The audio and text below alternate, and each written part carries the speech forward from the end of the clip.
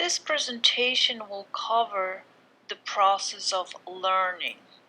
Learning is a relatively permanent change in behavior that is brought about by experience. It is clear that we are primed for learning from the beginning of life. The first systematic research on learning was done at the beginning of the 20th century when Ivan Pavlov developed a framework for learning called classical conditioning. Classical conditioning is a type of learning in which a neutral stimulus comes to elicit a response after being paired with a stimulus that naturally brings about that response. Keeping in mind that Pavlov carried out his experiments with dogs, the basics of classical conditioning can be explained as follows. First, before conditioning, there are two unrelated stimuli, the ringing of a bell and meat.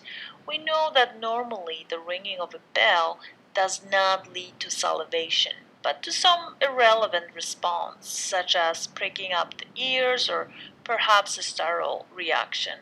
The bell is therefore called the neutral stimulus because it is a stimulus that, before conditioning, does not naturally bring about the response in which we are interested. We also have meat, which naturally causes a dog to salivate, the response we are interested in conditioning. The meat is considered an unconditioned stimulus because food placed in a dog's mouth automatically causes salivation to occur. The response that the meat elicits, salivation, is called an unconditioned response, a natural, innate, reflexive response that is not associated with previous learning. Unconditioned responses are always brought about by the presence of unconditioned stimuli. After a number of pairings of the bell and meat, the bell alone causes the dog to salivate. When conditioning is complete, the bell has evolved from a neutral stimulus to a conditioned stimulus. At this time, salivation that occurs as a response to the conditioned stimulus, bell, is considered a conditioned response. Although the initial conditioning experiments were carried out with animals, classical conditioning principles were soon found to explain many aspects of everyday human behavior. Emotional responses are especially likely to be learned through classical conditioning processes. Learning by means of classical conditioning occurs during childhood as well as in adulthood. In more extreme cases, classical conditioning can lead to the development of phobias, which are intense, irrational fears. Post traumatic stress disorder, suffered by some war veterans and others who have had traumatic experiences, can also be produced by classical conditioning. On the other hand, classical conditioning also relates to pleasant experiences. For instance, a particular fondness for the smell of a certain perfume or aftershave lotion because thoughts of an early love come rushing back whenever one encounters it. Classical conditioning was also used in a famous experiment by John B. Watson, in which he tried to prove that all fears are learned by exposing a baby named Little Albert to various animals, followed by a loud sound. Little Albert then developed a fear of those animals. Operant conditioning is another type of learning. Operant conditioning is learning in which a voluntary response is strengthened or weakened depending on its favorable or unfavorable consequences. When we say that a response has been strengthened or weakened, we mean that it has been made more or less likely to occur regularly. Unlike classical conditioning, in which the original behaviors are the natural biological responses to the presence of a stimulus such as food, water, or pain, operant conditioning applies to voluntary responses, which an organism performs deliberately to produce a desirable outcome. The term operant emphasizes this point. The organism operates on its environment to produce the desirable result.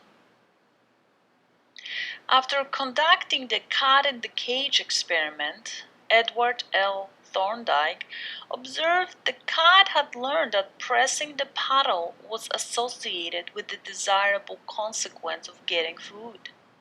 Thorndike summarized that relationship by formulating the law of effect. Responses that lead to satisfying consequences are more likely to be repeated. According to Thorndike, it was not necessary for an organism to understand that there was a link between a response and a reward. Instead, Thorndike believed, over time and through experience, the organism would make a direct connection between the stimulus and the response without any awareness that the connection existed.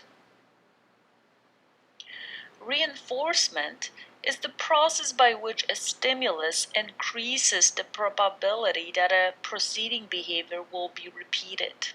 A reinforcer is any stimulus that increases the probability that a preceding behavior will occur again. A primary reinforcer satisfies some biological need and works naturally, regardless of a person's previous experience. In contrast, a secondary reinforcer is a stimulus that becomes reinforcing because of its association with a primary reinforcer.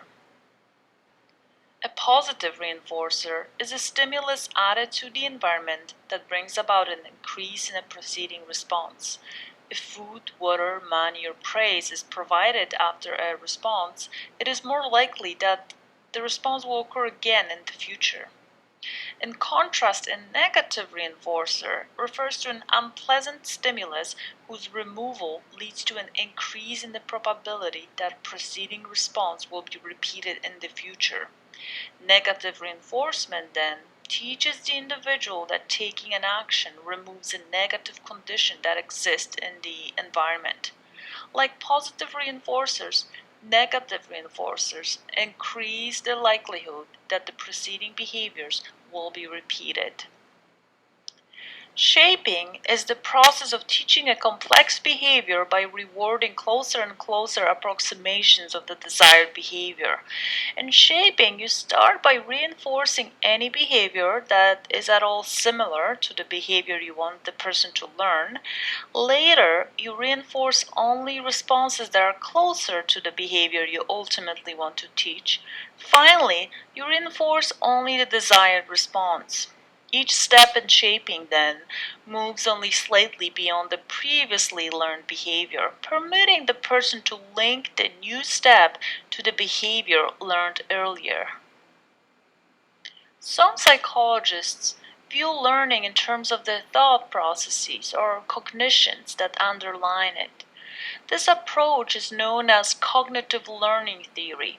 Although psychologists working from the cognitive learning perspective do not deny the importance of classical and operant conditioning, they have developed approaches that focus on the unseen mental processes that occur during learning, rather than concentrating solely on external stimuli, responses, and reinforcements. In its most basic formulation, cognitive learning theory suggests that it is not enough to say that people make responses because there is an assumed link between a stimulus and a response, a link that is a result of past history of reinforcement for a response. Instead, according to this point of view, people and even lower animals develop an expectation that they will receive a reinforcer after making a response. Two types of learning in which no obvious prior reinforcement is present are latent learning and observational learning.